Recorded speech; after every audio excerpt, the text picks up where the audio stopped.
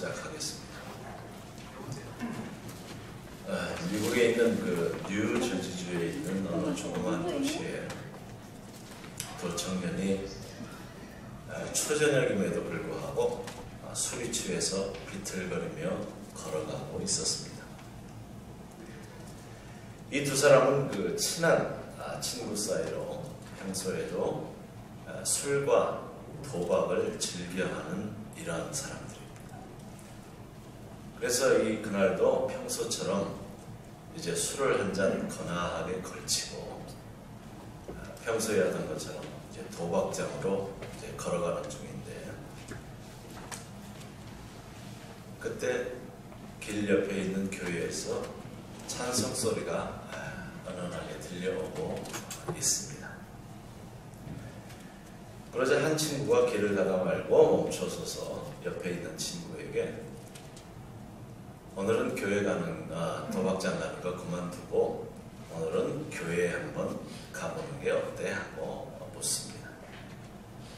그러자 그 이야기를 들은 친구는 화를 내면서 아니 오늘 도박장에 가서 한판 붙기로 했으면 약속대로 도박장으로 가야지 무슨 소리냐고 하면서 화를 냅니다. 이렇게 두 사람이 다투다가 결국 한 청년은 도박장으로 향했고 한 청년은 교회로 발길을 돌렸습니다.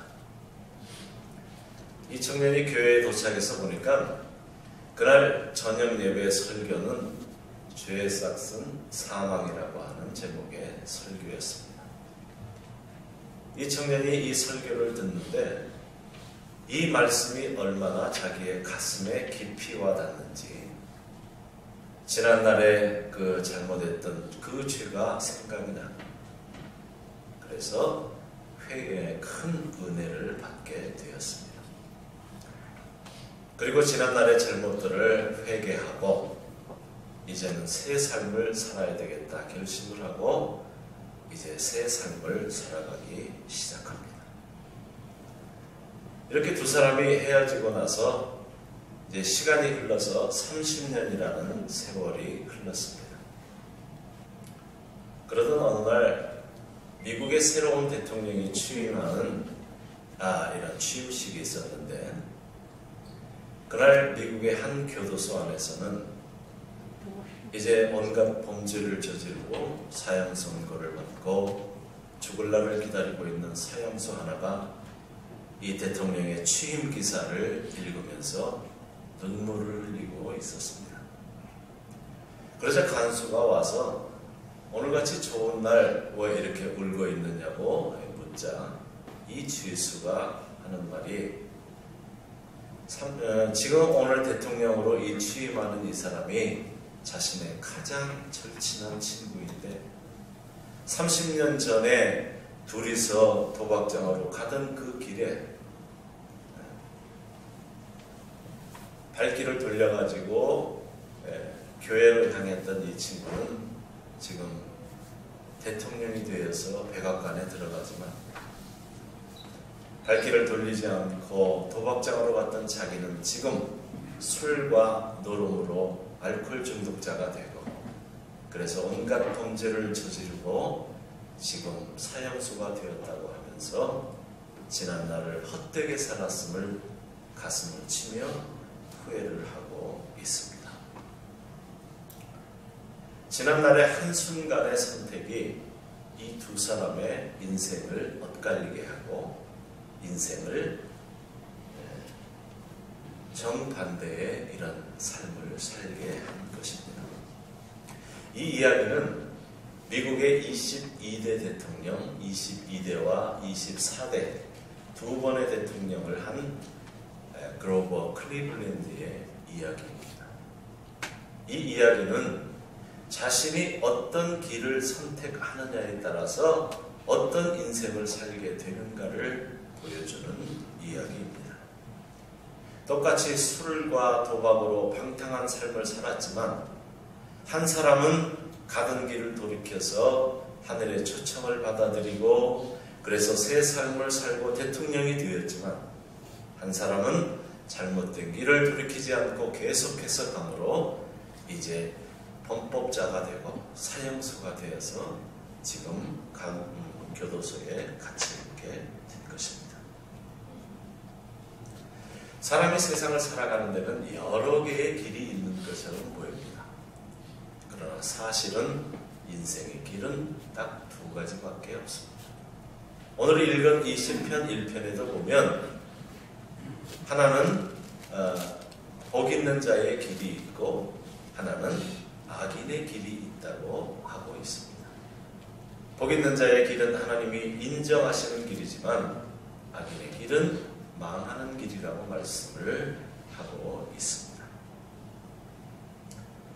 오늘 이 시편의 말씀을 통해서 악인의 삶과 또 복 있는 사람의 삶은 어떤 삶인가 하는 말씀을 나눠보자 합니다. 오늘 주시는 이 말씀을 귀 기울여 들으셔서 우리 모두 다 복 있는 사람들로 살아가게 되시기를 바랍니다. 오늘 읽은 이 시편 1편은 시편을 이해하는데 아주 중요한 역할을 하는 말씀입니다. 그런데 오늘 이 시편 1편에서 두 종류의 사람을 대조해서 비교를 하고 있습니다. 그러면 말씀을 통해서 복 있는 사람은 어떤 사람인가 보겠습니다. 자, 1절을 봅니다. 복 있는 사람은 악인들의 꾀를 따르지 아니하며 죄인들의 길에 서지 아니하며 오만한 자들의 자리에 앉지 아니하고. 여기 1절에 보면 복 있는 사람들이 하지 말아야 할 것 세 가지를 이야기하고 있는데, 첫째로 복 있는 사람은 악인들의 꾀를 따르지 아니하고 합니다. 시편을 시작하면서 가장 먼저 시작되는 말이 복 있는 사람은 이렇게 시작을 하고 있습니다. 그러면 여러분, 복 있는 사람은 어떤 사람을 복이 있다 이렇게 이야기를 합니까?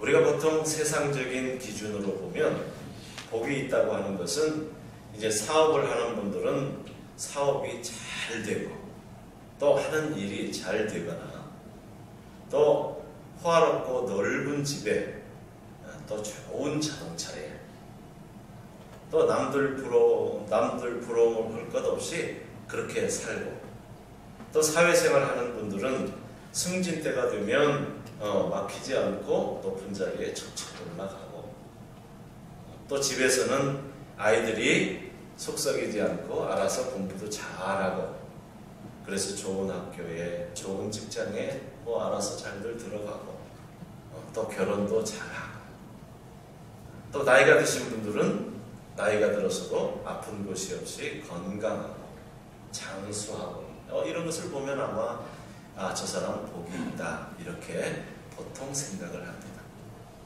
그러나 성경에서 말씀하는 진정한 복의 의미와 복이 있다, 복이 있는 사람이다 하는 것은 세상의 기준과는 다릅니다. 내가 무엇을 얼마나 많이 가지고 있느냐, 내가 얼마나 많은 것을 누리고 있느냐 하는 이런 물질적인 것이나 소유적인 것을 가지고 복이 있다 말하지 않습니다. 성경에서 말하는 진정한 복의 의미는 하나님과 어떤 관계에 있느냐 하는 것입니다. 그러니까 복이 있다고 하는 것은 하나님과 친밀한 관계에 있고 하나님과 연결된 관계 속에서 하나님의 말씀을 지키고 순종함으로 복을 누리는 사람, 이런 사람을 복이 있는 사람이다 이렇게 말씀을 하고 있습니다. 그러면 악인은 어떤 사람들입니까?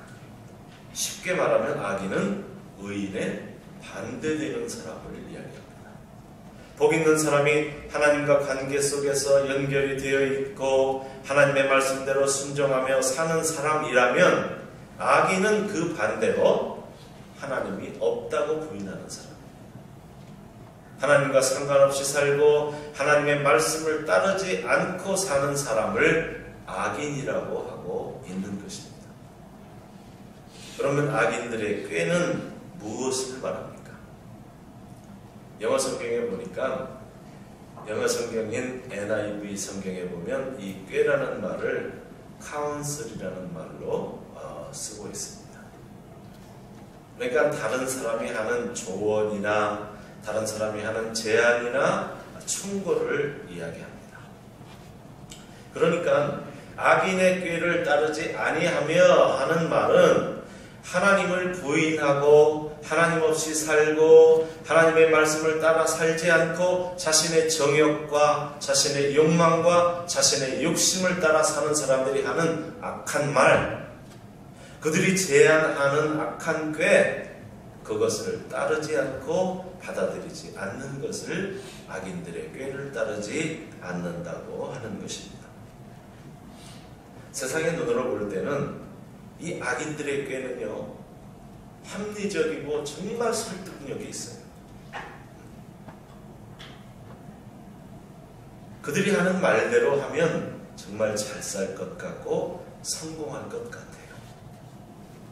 그래서 많은 사람들이 그 길을 따라갑니다. 오히려 하나님의 말씀대로 살다가는 망할 것 같아요.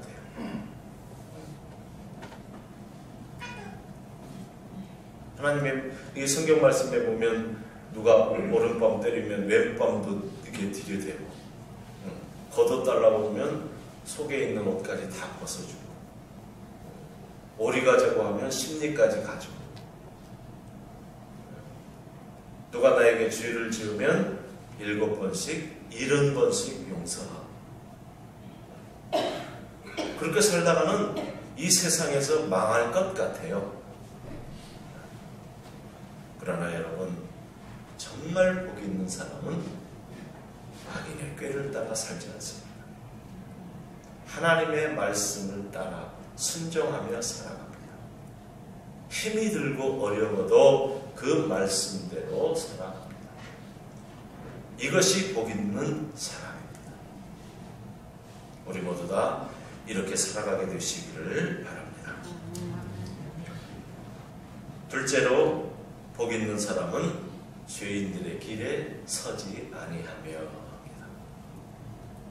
죄라고 하는 말은 목표를 벗어나다, 표적을 빗나가다 이런 뜻을 가지고 있습니다.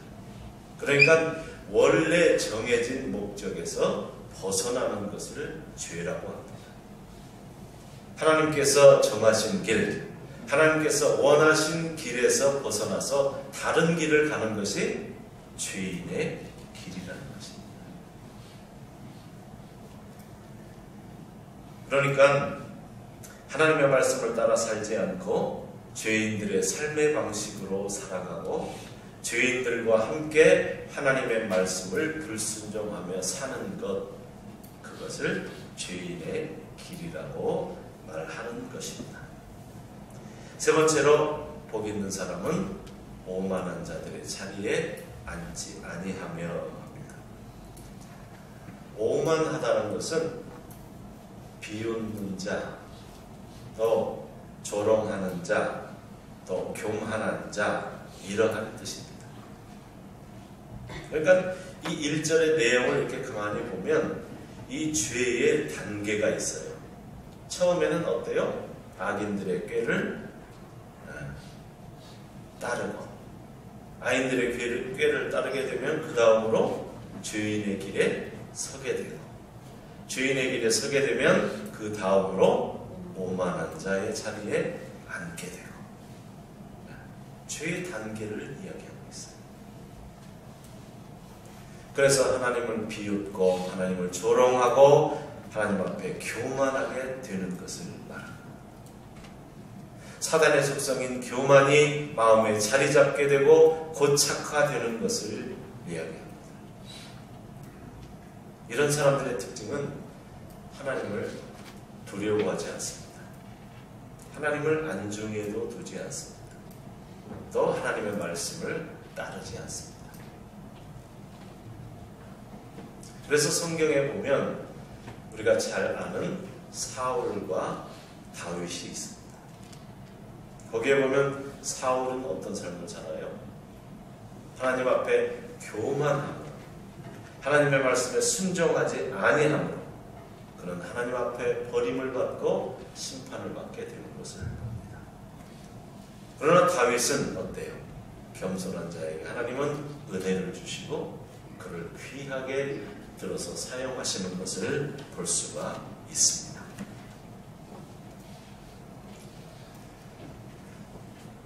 (1절에서) 이렇게 이제 복 있는 사람에 대해서 복 있는 사람이 하지 말아야 할 것 세 가지를 이야기하고 있다면 이제 2절에서는 이제는 복 있는 사람이 적극적으로 해야 될 것을 이야기하고 있습니다.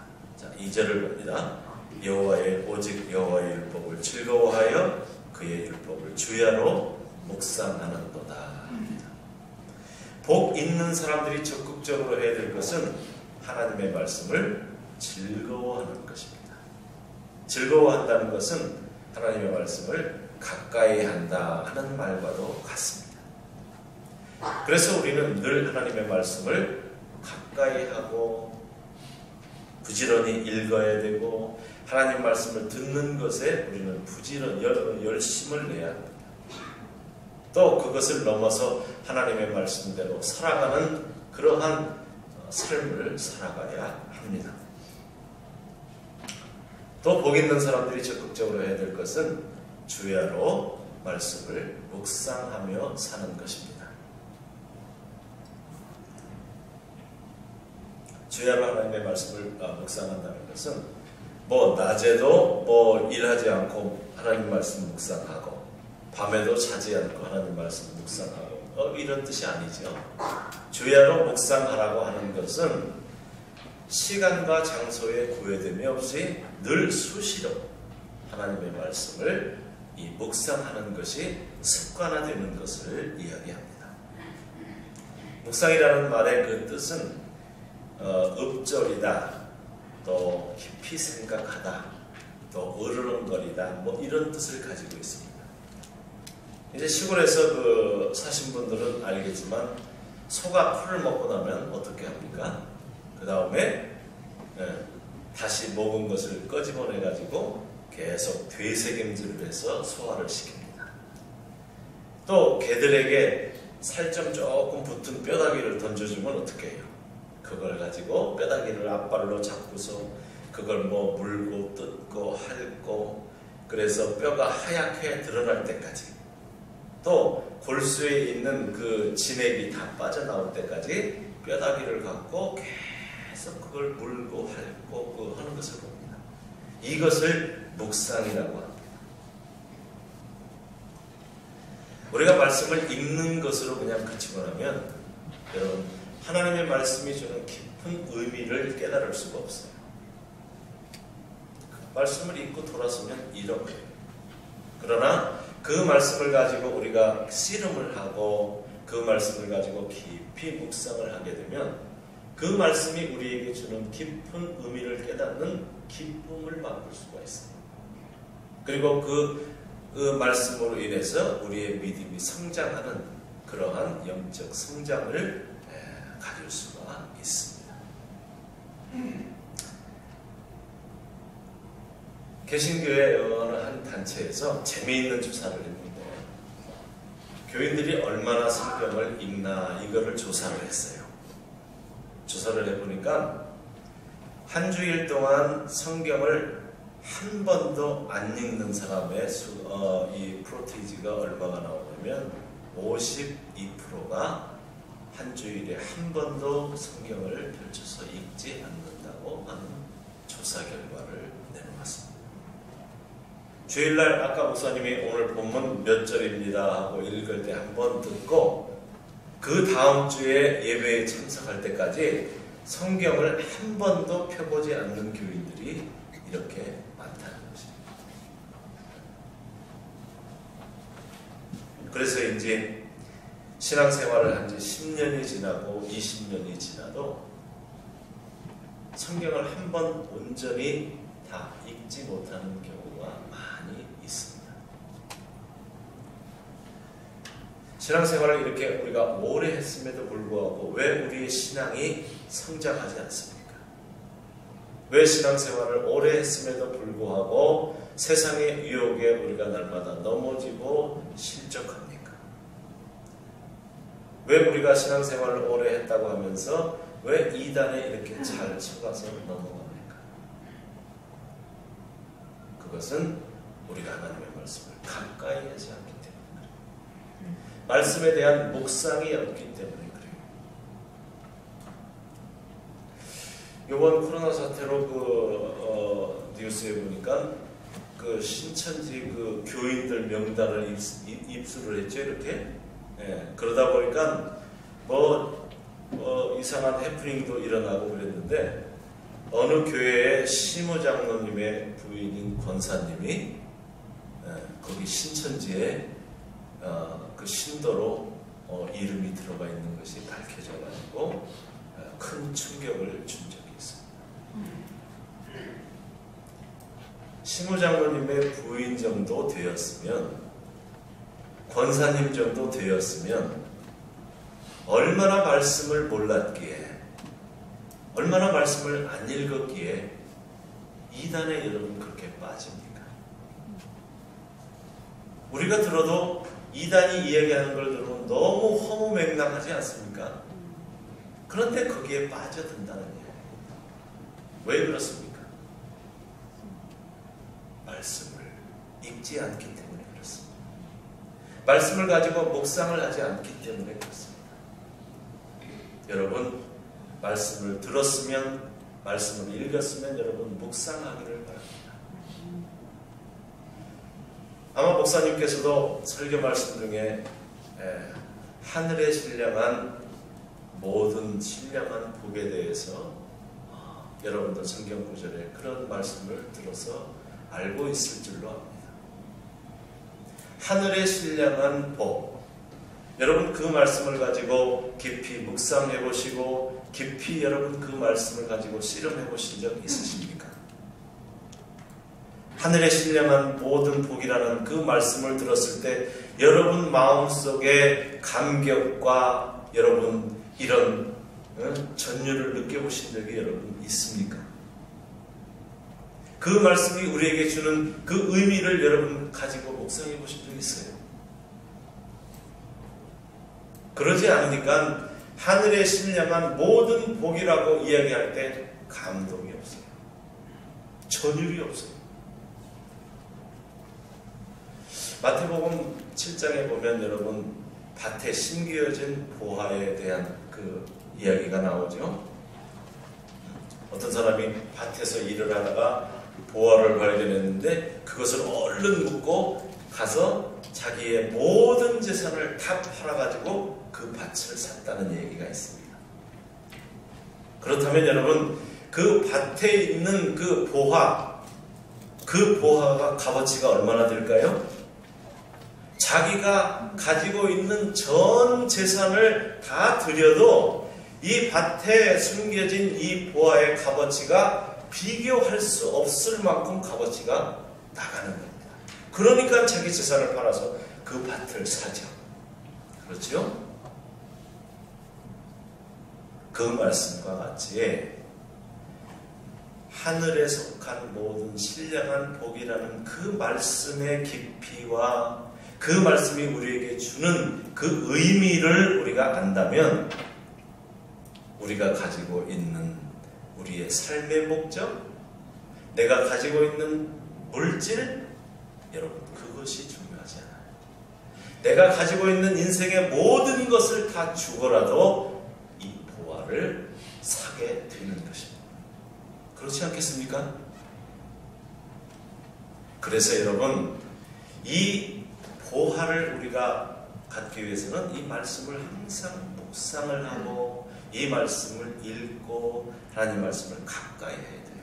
그러면 우리가 이 땅에서 살아가는 의미를 발견할 수 있고 내가 이 땅에서 살아가는 목적을 발견할 수 있고 내가 이 땅에 어떠한 삶을 살아가야 될지를 우리가 정립하게 되는 것입니다. 이걸 못 깨달으면요 세상을 향해서 살아가요.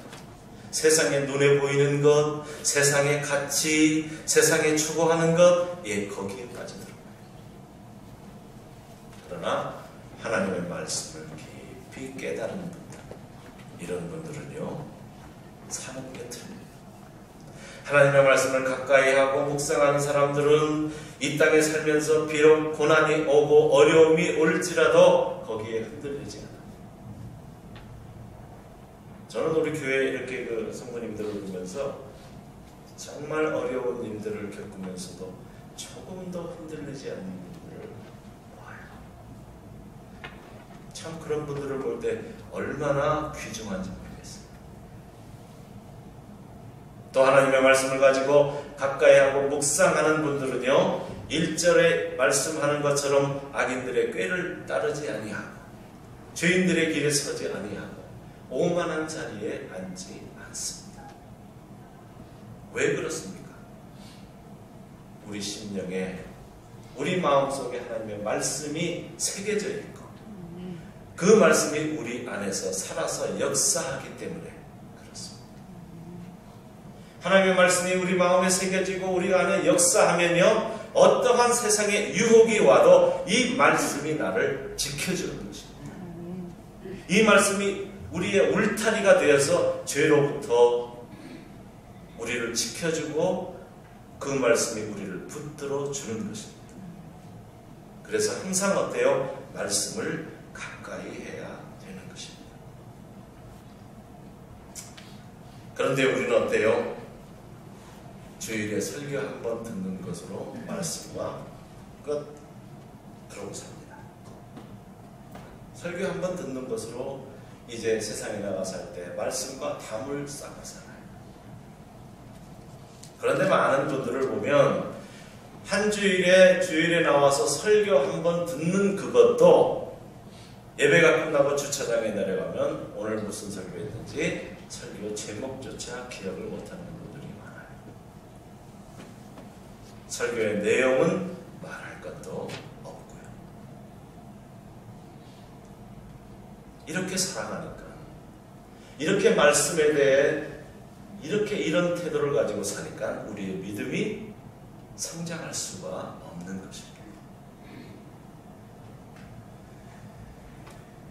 우리 모두 다 하나님의 말씀을 즐거워하며 하나님의 말씀을 가까이 하며 또 그 말씀을 가지고 묵상하며 사는 우리 모든 성도들이 되기를 바랍니다. 3절입니다. 그러면 복 있는 자들에게 오는 삶의 결과는 어떠한 것이 있습니까? 3절을 봅니다. 그는 시냇가에 심은 나무가 철을 따라 열매를 맺으며 그 잎사귀가 마르지 아니함 같으니 그가 하는 모든 일이 다 형통하리로다. 복 있는 사람은 시냇가에 심은 나무라는 겁니다.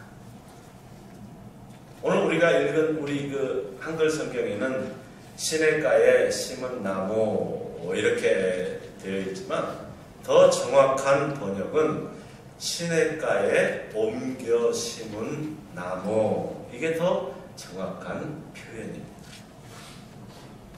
그러니까 원래는 이 나무가 시냇가에 심어진 나무가 원래부터 그 시냇가에 심어진 나무가 아니라 원래는 다른 곳에 있었는데 그 나무를 옮겨다가 시냇가에 심었다는 얘기입니다. 이제 우리 교회도 이제 뭐 보니까 우리 백지사님이 성지순례를 준비하고 있던데 이제 성지순례에 이제 가보시면 알겠지만 이스라엘은 우리나라와 틀려서 물이 아주 귀한 나라예요.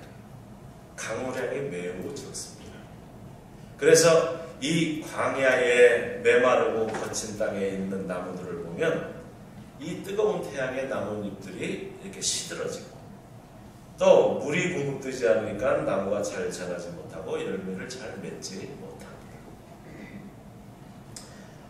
그러나 시냇가에 심겨진 나무는 아무리 가뭄이 심해도 항상 물을 공급받을 수가 있으니까 철을 따라 열매를 맺습니다. 여기서 나무를 시냇가로 옮겨 심었다고 하는 것은 하나님 밖에 살던 사람들을 하나님께서 이제 어때요? 하나님의 은혜와 사랑 안으로 옮겼다, 이런 뜻이고요. 또 나무잎도 항상 물을 공급받는다는 것은 우리 삶에 언제나 하나님의 도우심과 역사하심이 공급된다는 뜻이고요. 또 철을 따라 열매를 맺는다는 것은 살아가면서 우리에게 필요한 때에 또 적절한 때에 열매를 맺게 해주신다는 그러한 말씀입니다. 그 다음에 또 뭐라고 합니까? 그 잎사귀가 마르지 아니함 같으니 그 행사가 다 형통하리로다 합니다. 잎사귀가 마르지 않는다는 것은 우리의 삶이 늘 푸르고 왕성하고 풍성한 삶을 살게 된다는 것입니다.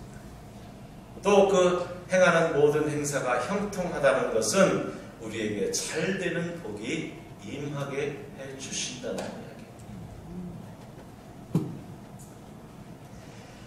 광야의 건조하고 메마른 땅에 심겨진 나무는 물을 공급받지 못해서 여러분 열매를 잘 맺지 못합니다. 나무가 자라지 못해요. 그러나 시냇가에 심겨진 나무는 물을 항상 공급받을 수 있으니까 철을 따라 열매를 맺고 그 잎사귀가 마르지 아니함 같이 우리의 삶이 늘 푸르고 왕성하고 풍성한 삶을 살게 됩니다. 우리가 하는 그 모든 행하는 일들이 형통하게 되는 이러한 복된 삶을 살게 된다는 것입니다. 그래서 예레미야 17장 5절로 8절에 보면 이처럼 말씀을 하고 있습니다. 여호와께서 이와 같이 말씀하시니라. 무릇 사람을 믿으며 육신으로 그의 힘을 삼고 마음이 여호와에서 떠난 그 사람은 저주를 받을 것이라. 그는 사막의 떨기나무 같아서 좋은 일이 오는 것을 보지 못하고 광야 간조한 곳 건건한 땅 사람이 살지 않는 땅에 살리라. 그러나 무릇 여호와를 의지하며 여호와를 의뢰하는 그 사람은 복을 받을 것이라.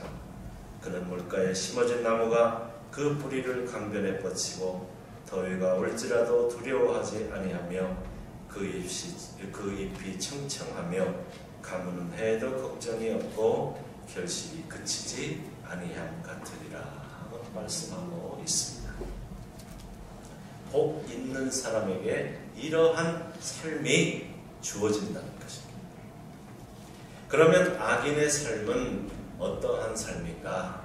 4절을 보겠습니다. 악인들은 그렇지 아니하며 오직 바람에 나는 겨와 같도다. 악인들은 그렇지 아니함이여 하는 말은 3절에 보니까 이 복 있는 사람들의 삶의 결과가 쭉 지금 아까 나열을 했죠. 복 있는 사람들은 철을 따라 열매를 맺고 그 잎이 시들지 아니하고 그가 행하는 모든 일이 다 형통하게 되는 이러한 복된 삶을 산다면, 악인들은 복 있는 사람과 정반대의 삶을 살게 된다는 것입니다. 그런데 그 삶이 어떤 삶이냐면 오직 바람에 나는 겨와 같도다. 우리가 추수를 할 때 키즈를 이렇게 해보면 어때요? 곡식이 위로 떴다가 아래로 내려올 때 알곡들은 키 안으로 떨어지지만 쭉정이들은 바람에 날려서 다 날아갑니다. 이처럼 악인의 삶은 열매가 없는 빈 쭉정이 같아서 바람에 정처 없이 날아가 버리는 겨와 같다는 것입니다. 아무리 하루 종일 힘들어서 일을 하고 열심히 일을 해서 그래서 무엇인가 잡은 것 같고 무언가 이룬 것 같이 보이는데 뒤돌아서고 나면 남은 것이 하나도 없는 쭉정이와 같은 이러한 인생을 살게 된다는 것입니다.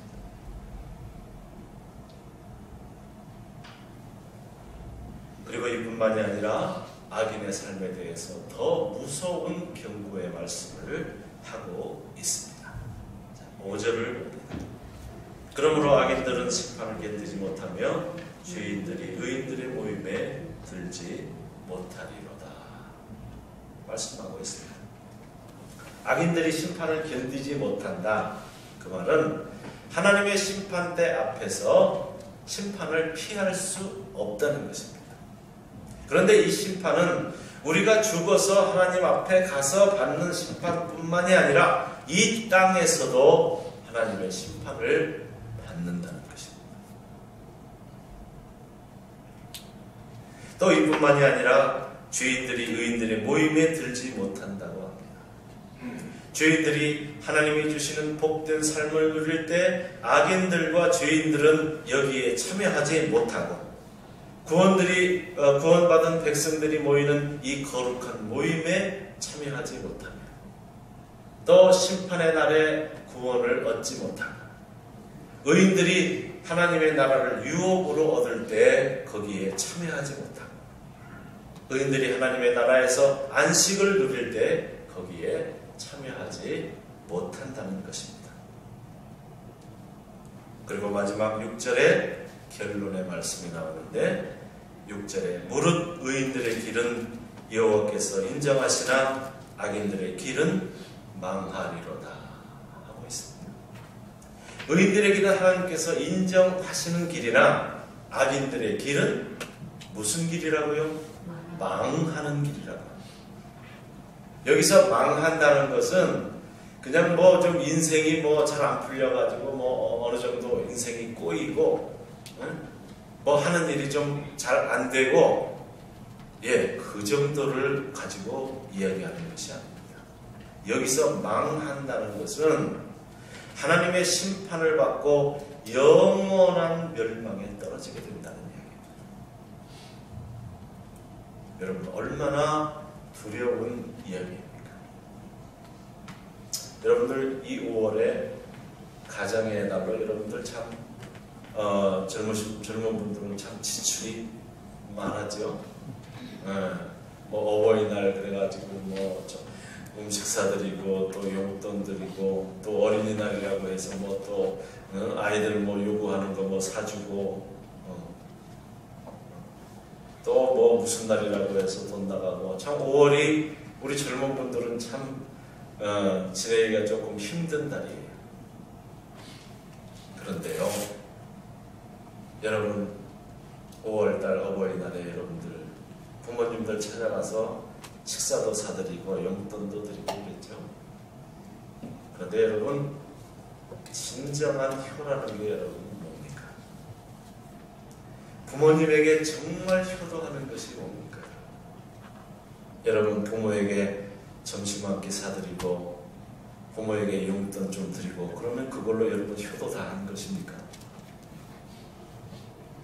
여러분 진정한 효라는 것은 여러분 지옥에 가서 영원히 멸망에 떨어질 그 인생을 여러분 돌려서 하나님의 나라에 들어가게 하는 것, 여러분 그것이 진정한 효가 아니겠습니까?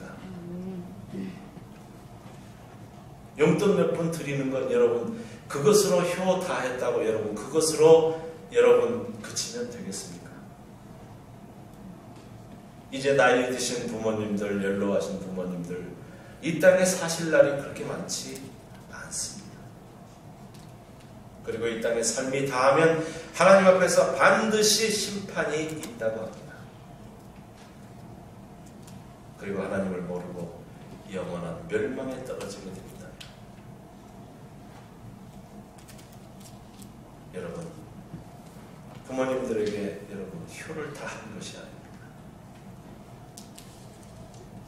여러분 또 여러분들의 남편, 여러분들의 아내, 또 여러분들의 형제들, 여러분들의 자녀들, 여러분 인생에 이 두 길이 있는데 여러분 아직도 예수 믿지 않는 남편, 아직도 예수 믿지 않는 아내, 예수 믿지 않는 형제들, 자녀들, 여러분 그들을 어떻게 하시라고 하십니까?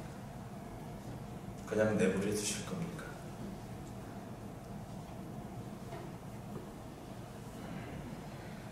오늘 시편 1편은 인생에는 두 개의 길이 있다고 말씀을 하고 있습니다. 의인의 길과 악인의 길, 복 있는 자의 길과 망하는 자의 길, 시냇가에 심겨진 나무와 바람에 정처 없이 날아가 버리는 길, 또 하나님이 인정하시는 길과 영원히 멸망에 떨어지는 망하는 길이 있다고 오늘 시편의 말씀은 말씀하고 있습니다. 이 두 길 중에 어느 길을 선택하느냐에 따라서 우리의 인생이 어떻게 변할지 여러분들 인생이 변하게 됩니다. 두 길 중에 어느 길을 선택하느냐에 따라서 시냇가에 심겨진 이런 복된 삶을 살 수도 있고 바람에 정처없이 날아가 버리는 겨와 같은 이러한 인생을 살 수도 있습니다. 그러므로 우리가 걸어가야 될 갈 길은 오직 한 길입니다. 하나님이 인정하시는 복 있는 자의 길, 오직 그 한 길뿐입니다. 그러기 위해서는 우리가 해야 될 것이 있어요. 오늘 시편에서 말씀하고 있잖아요. 그러기 위해서는 복 있는 자가 되기 위해서는 망하는 자가 되지 않기 위해서는 우리가 반드시 해야 될 것이 있다고 오늘 본문 말씀을 하고 있어요. 뭡니까? 하나님의 말씀을 즐거워하고 그의 말씀을 묵상하고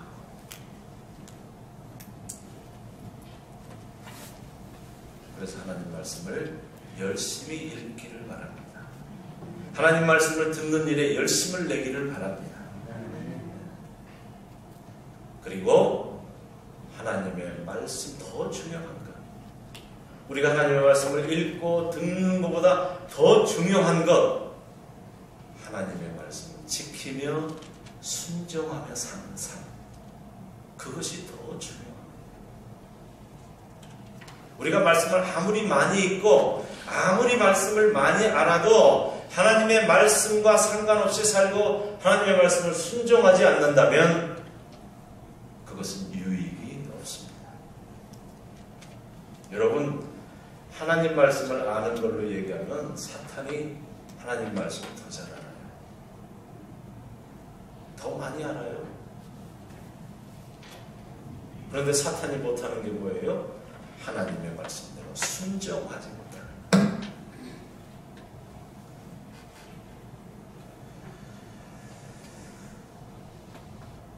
오늘 설교를 듣는 우리 모두 다 하나님의 말씀에 순종하는 이러한 복 있는 자들이 되셔서 시냇가에 심은 나무처럼 우리의 삶에서 늘 열매를 맺으며 또 우리의 남은 잎이 늘 푸르르며 우리가 하는 모든 일들이 다 형통케 되는 이러한 복된 삶을 사시기를 주님의 이름으로 축원합니다. 기도하겠습니다.